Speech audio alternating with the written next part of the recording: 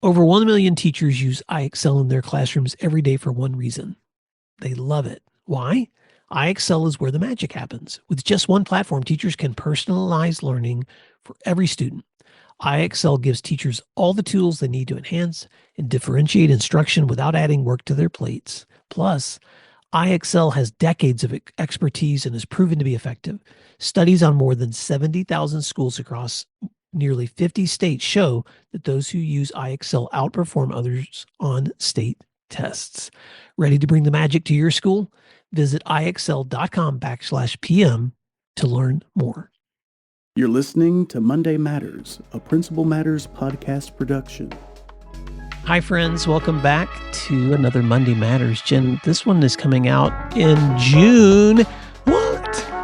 What happened? How did we get to June so quickly? And there's probably people not listening because they're on summer break and they're like, I'm just not podcast listening. And there's probably other people that are still like 1 month of school left, but they can see the light at the end of the tunnel. How are you doing? And do you have any summer plans? Well, I'm in the graduation party season right now. Lots of graduation parties, lots of checks written for $20.26. It's so good to go and wish these seniors well. So that's really what's happening here. And I definitely have some consulting work this summer. Doing some work in my real job, and then taking a trip with my daughter to Italy, which is going to be great. I'm so excited. We're going actually on a school trip. So I'm supervising a group of teenagers, but I love that. So it'll be fun. You're going to have so much fun. I have not been to Italy. Our daughter Katie went when she lived in Europe and said it was one of her favorite places ever. I had a thought and now I'm losing it. I wanted to mention we're in June. So yes.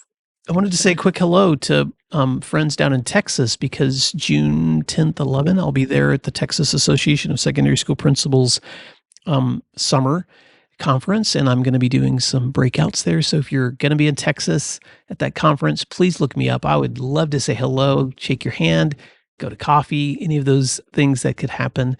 And Jen, by the time this recording comes out, I think I'll also have wrapped up some work in the beautiful state of Ohio where you live, because I'll be up there visiting some schools. And so I'm keeping a pretty short list this summer, though. I'm trying to take off the entire month of July and just not do training, consulting, etc. Sometimes I have to make an exception if something comes up, but normally that's my block. So, I want to tell listeners what I'd like to talk about with this Monday Matters, because you wrote a post recently in your Principal Problems newsletter, and you ask a question that I'd never thought about asking before. So can you kind of set the stage for this conversation? Absolutely. I just stumbled across this question on, some social media channel, and it was a meme or a quote. I don't know even what you call it, but it was something that really did make me stop and think. And here's the question. If every person in the world wrote down their problems and everybody put their problems in a hat, would you risk grabbing someone else's, or would you keep yours? And I thought this was extremely powerful because it's easy to walk around the world thinking, wow, this whatever I'm carrying is so heavy and I don't know if I can do this. And, the world is picking on me. And I feel like I've had more than my fair share. But when you think about that, would you risk that? I know when I thought about this pretty deeply, I thought two things. One, you really never do know what's happening behind someone else's front door with their finances, with their relationships, with their jobs, with their family stories, whatever. We have no idea what's going on. And so it's difficult to assume that we have it worse or that our problems are insurmountable, because it could be that everybody's feeling that way, right? And then the second thing that I thought about is more along the lines of my problems are mine, right? I know them. I know how I got to them. I know the resources and the people that I have around me to help me navigate them. And so to me, it was a kind of a reverse exercise in gratitude I got there a different way than typical gratitude musings. I got there because I was thinking, even with my problems, they're mine. Mhm. And so I think I'll keep them. I'm grateful that they're not worse. I know there's a lot of people out there, who are even living in situations that are extremely difficult. So I Mm. think I'm going to keep mine. That's what I thought. Yeah. What did you think? I'm like, well, Jen, it was such a interesting thought experiment because when I considered that question, when I read your newsletter, I was like, wow, I haven't asked that question either. And I immediately began to think about people I know, and I won't name any names, but a family I know whose child has cancer, a friend I know whose father just died recently, um, a family I know who lost their grandbaby, another um, person I know who's experiencing broken relationships. And I started thinking about how everyone we know has some battle. And what that posted for me was it was just such a good reminder that we sometimes look at people, and I think we do this a lot with social media, but we probably do it in our workplaces too and in other relationships. And we kind of think, boy, they've got it all together. Or man, they've got a good life. Or man, I wish I had fill in the blank. And the truth is, when you get into the minds and the lives of just about anyone, they're going to have some experience that you wish you wouldn't have had to carry. Um, and so that's such a unique perspective, Jen. It also made me think about this quote that I've heard Todd Whitaker say before too, and I've heard other educators say it too, but I just remember Todd in particular saying once that educators make a really big mistake when we say to students, well, wait till you experience real life. Because guess what? They already are. And some of them may have actually been experiencing real life in a way that you would never want to experience. And so I think sometimes it's a check on our own pride or ego, or maybe a need to return to humility, or maybe just the need to have perspective again, which is what you called this post, a perspective check, Right. to just revisit those kinds of thoughts. Well, and it really spoke to me, this quote, excuse me. It really spoke to me because many times as principals, we get fatigue with things like, that one toxic staff member or that one relentless parent or gosh, I don't know, sometimes the water main break that breaks every year when it freezes. It could be anything, but these recurring problems that occur or big problems that surprise us. Again, as a leader, it's really easy to feel like we've got it worse. And here's when I learned that. I worked in a middle school years and years ago, and I really felt misunderstood. I felt like nobody in the entire district understood how tough my school was. We had unique problems, right? Nobody understood that, we had this percentage of EL students, we had this percentage of IEP students, we had, some fights, we had poor facilities, and nobody understood. And all these other schools, I mean, must be nice, I kept thinking. Then I switched schools. And I was like, "Oh, very different problems." My problems certainly didn't come with me, but, very different problems. A very, heightened parent group, extremely high expectations, a more veteran, tired staff, um, discipline problems that were very, very different. And I thought, gosh, nobody understands how hard it is. I wish people understood how unique these problems are and nobody's helping. And so I had since then I've been in 4 total schools. And every time I thought, man, how come nobody understands how hard it is here? Yeah. Yeah. I'm laughing because, in the work that we do, Jen, now that you and I get to work with so many different leaders in schools, we get to run the gamut of public, private, charter, rural, suburban, urban. I have connected with and done some conversations with principals in international settings, although I've not actually gone and worked in those settings. Well, except once I visited a school in China when I was there, but I wasn't doing any coaching. Um, and across the board, whenever I'm doing coaching or PD or I have a long enough a relationship with people in those groups, I'll hear them say things, and I hope I'm not stepping on toes, but I'm just going to say it. I'll hear them say things like, "Well, if I was in this setting, and they'll name the other setting, then I don't think I'd have that problem. And I just every single time I say, thinking in my mind, you are naming the thing you're dealing with right now. I just talked to someone from that other setting who's dealing with the same thing right now, Right. or they're Right. dealing with another situation that you wouldn't want to own if you were in that situation. And I'm just saying that out loud, Jim, because I've been guilty of that too, of thinking either the pasture's greener over there, or their problems aren't nearly as hard as mine. Um, Mhm. and the truth is, human experience is pretty similar. From I'm not suggesting some places aren't healthier or toxic than others, because there are some places that if I was to advise a person based on how toxic or dangerous or unsafe it would be, I would say run. But then there's other places where maybe you just need a perspective check on that, when it comes to the reality that all of us deal with really hard problems every day, no matter what setting we're in. Well, and one of the things I talk about often when I work with groups of principals is this. It's a truism, right? All high school teachers really wish those middle school teachers would do something, right? Wish they'd really prepare them for high school. Every middle school teacher really wishes those elementary teachers did something. Elementary teachers are like, "Can we please have something from the preschool?" And then when you break it down, 7th grade teachers are like, "What are those 6th grade teachers doing? They don't even teach. Like, what's happening? These kids don't have these skills." 6th grade teachers think that of 5th grade teachers, and so on. And I always point out that when you have a 10th grader who goes into algebra 2 or geometry or whatever, and let's say geometry, and the teacher says, "You guys, didn't you learn this last year?" And the kids are like, "Nope, didn't learn it last year." And the teacher's instantly like, "God, those teachers, what are they not doing?"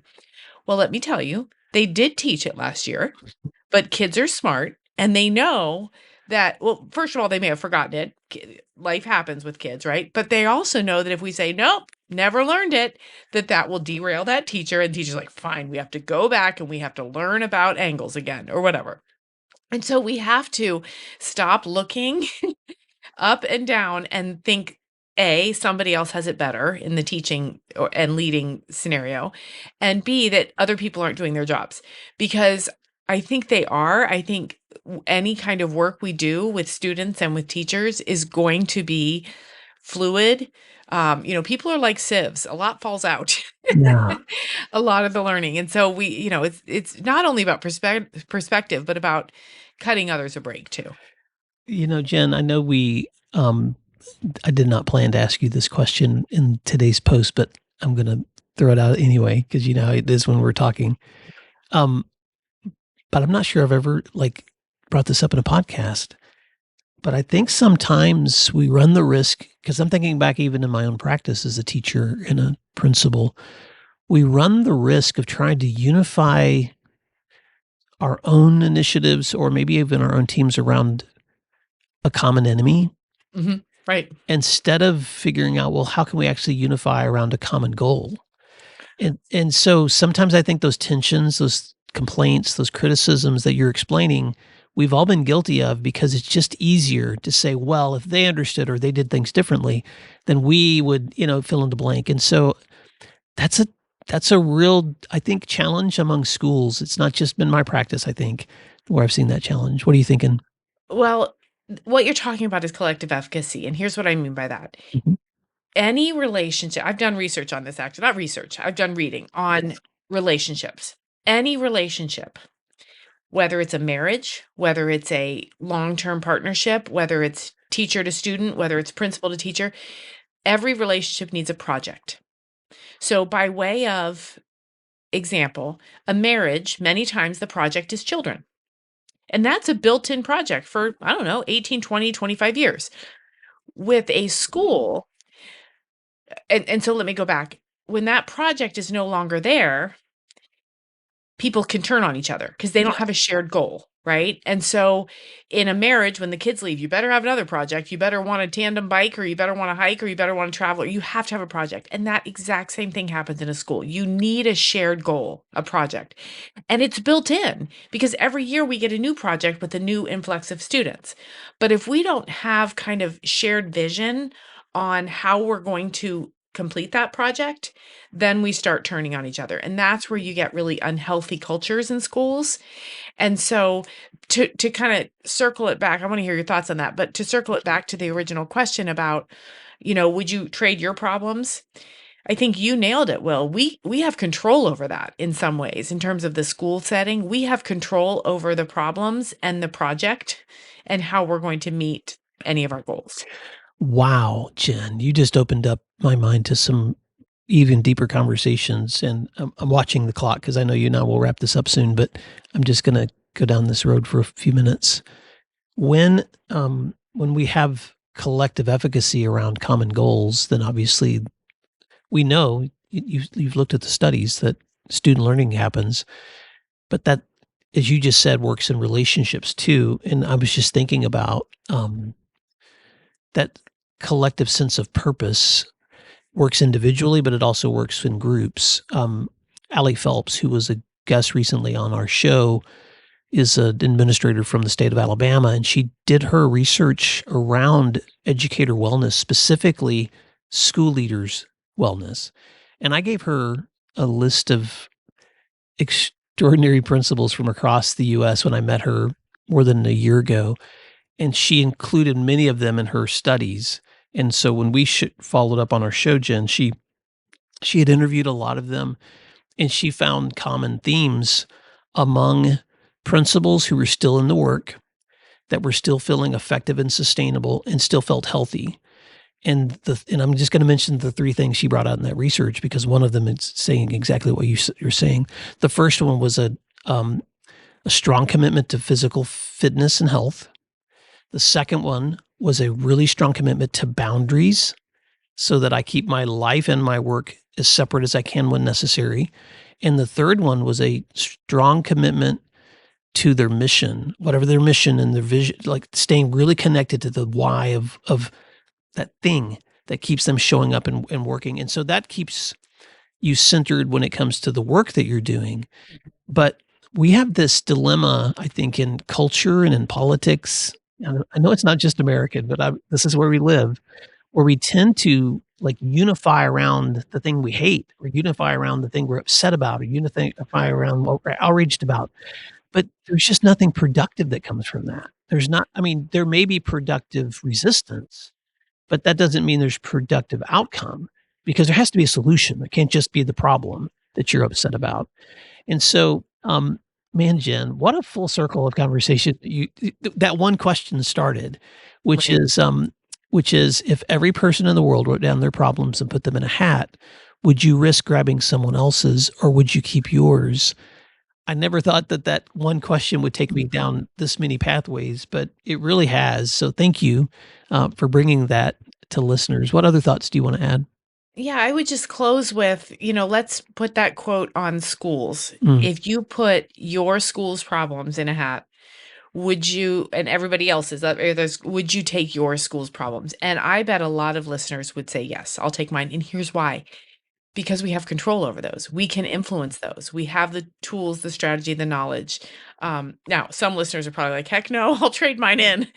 But for the most part, I think we'll keep ours. I think a lot of people feel that at least I know them and I know how I can make a difference and how I can solve them. yeah. Well, Jen, I'll add this closing thought too, because someone is probably listening right now that was like, man, Will or Jen, if you knew my problem, you would not be so whatever you're being right now, optimistic about my problems. So I do want to speak to that person who may be hurting, or that person who may just really be feeling like they're drowning, or feeling like you're like, how am I ever going to get through this? And I just want to say to you that, it, and I'm not trying to wave a magic wand here. I just want to say this out loud because I think this has been our experience, Jen. We're at that age now where we've had some hard knocks. Um, those really, really difficult things that you're managing right now, as ugly and hard as they are, you don't know it right now, but they are actually shaping you, preparing you, maybe even building skills and muscles in you that you're going to be using later to help somebody else walk through something really hard.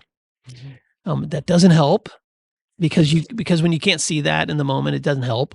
But I just want to say it because what I've discovered about so many people listening to the show, especially leaders, is those hard things you help other people through. Mhm. Those difficult nights, those nights you lose sleep because you're just helping manage somebody's really, really difficult crisis or trauma. They are hard. They're hard to carry. Um, but they're also,